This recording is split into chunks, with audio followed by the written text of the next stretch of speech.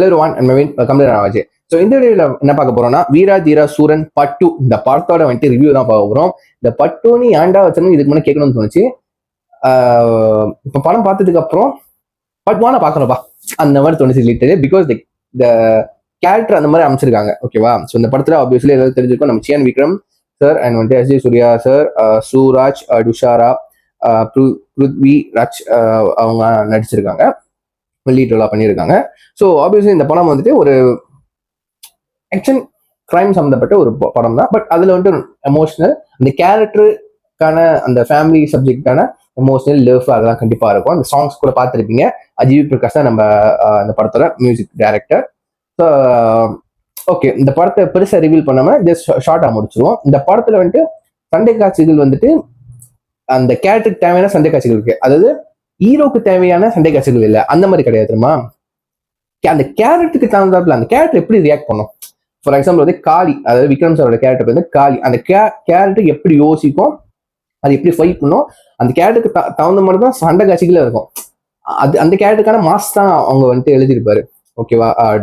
Director like வந்துட்டு எப்படி நீங்க இந்த படத்தை பார்க்கலாம்னா வந்துட்டு கம்ப்ளீட்லி டிஃப்ரெண்ட் ஸ்டாரி. அந்த கேரக்டரும் டிஃப்ரெண்டா இருக்கும். பட் வந்து த வேர்ல்டே டிஃப்ரெண்டா இருக்கும். பட் த பேட்டர்ன் வந்துட்டு சித்தா பார்த்தீங்களா, அதுல வந்துட்டு லவ் இருக்கும். பட் லவ்னா வந்துட்டு கப்புள்ஸ்குள் லவ் இல்லை, அந்த ரிலேஷன்ஷிப் லவ் சொல்றேன். ஓகேவா? ரிலேஷன்ஷிப் அதுல ஒரு ஸ்டாரி இருக்கும், ஒரு இம்பார்ட்டன்ஸ் இருக்கும், எமோஷனல் இருக்கும். ஓகேவா? ஒரு வைலன்ஸ் இருக்கும். ஓகே, பிகாஸ் அந்த இமோஷனல் தான் வைலன்ஸ். அப்போ அதுக்கு கணக்கு வந்து அது ஆக்ஷன் தானே. அதே பேட்டர்னை இங்க யூஸ் பண்ணிருக்கோம், பட் டிஃப்ரெண்ட் வேல சொல்லியிருக்காரு. ஓகேவா? சில கேரக்டர்ஸ்லாம் யாரும் அந்த கேரக்டர் நம்மளே பார்க்கணும் போல இருக்க அந்த மாதிரி தோணும். ஓகேவா? அண்ட் முக்கியமா இந்த படத்துல இருந்து ஆர்டிஸ்டோட performance, of course Vikram sir, S D Suryah பின்னிட்டாங்க. அது முக்கியமா வந்து சூரஜ்னு சொல்ற ஒரு மலையாளம் ஆக்டர். நான் ஒரு படங்கள் பெருசா பார்த்தது இல்லை. பட் இந்த இன்டர்வியூஸ் பார்க்கும்போது வந்துட்டு என்னோட அப்படி பேசுறதுன்னு சொல்லிட்டு படத்துல எப்படி இருக்குன்னு பார்த்தா அவர் கேரக்டர் வந்துட்டு வேற லெவல் இருந்துச்சு. உண்மையிலே வந்துட்டு ஒரு எக்ஸைட்மெண்ட் கொடுத்துச்சு. என்னோட மனசன் இன்டர்வியூல வேற மாதிரி இருக்காரு, படத்துல பார்க்கும்போது சூப்பரா இருக்காரு. பெர்ஃபார்மன்ஸ் சொல்றான், வேற மாதிரி பெர்ஃபார்ம் பண்ணிட்டாரு, நல்லா இருந்துச்சு. எஸ் ஜே சூர்யா ஆப்வியஸ்லி வந்துட்டு உங்களுக்கு தெரியாது, தெரிஞ்சதுதான் அவரோட பெர்ஃபார்மன்ஸ் எப்போ இருக்கணும். பட் இந்த படத்துல வந்துட்டு வேற மாதிரி யூஸ் பண்ணிருக்காங்க அவரோட மாடுலேஷன் எல்லாம் இருந்துச்சு. பட் டிஃப்ரெண்டா இருந்துச்சு. அந்த கேரக்டர் வந்து பெர்ஃபார்ம் பண்ண அந்த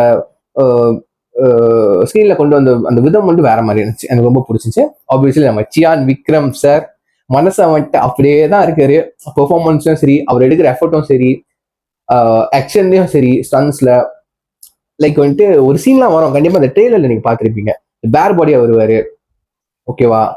அதுவும் இல்லாம அந்த மனசை வந்துட்டு ஒய்ஃபுக்கு எவ்வளவு இம்பார்ட்டன்ஸ் கொடுக்குறாரு. அவர் ஒரு ஹஸ்பண்ட் மெட்டீரியல் அந்த மாதிரி தான். ஷார்ட்டா சொல்லும்போது அதான். இது வந்து வந்துட்டு அவர் சண்டைக்கு போகும்போது கூட ஒரு காட்சி இருக்கும், சட்டையை கழட்டி வச்சுட்டு போற மாதிரி.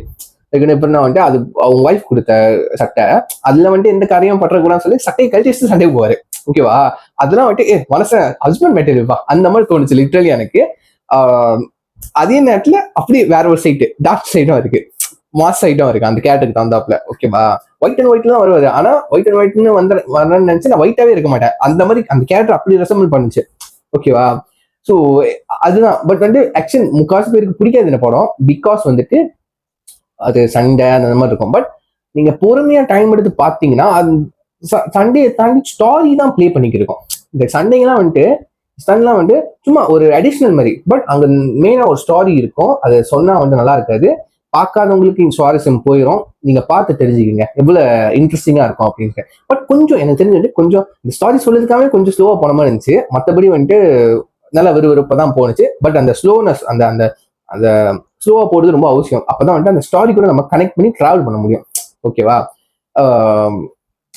யாரெல்லாம் ஒன்றும் அந்த படத்தை ஒன்றும் போய் பார்க்கலையோ, வந்துட்டு அவைலபிளா இருக்குன்னு தியேட்டர்ல மறக்காம செக் பண்ணி பாருங்க. ஸோ பார்த்தவங்க வந்துட்டு எப்படி இருந்துச்சுன்னு உங்க தாட்ஸ் கீழே கமெண்ட் பண்ணுங்க, பார்த்து இருக்கிறேன். ஸோ இது சொல்லி எப்படி நம்ம செய்யறேன். சரி, நெக்ஸ்ட் சனியா ஃபேமிலி டேக் கேர், பாய்.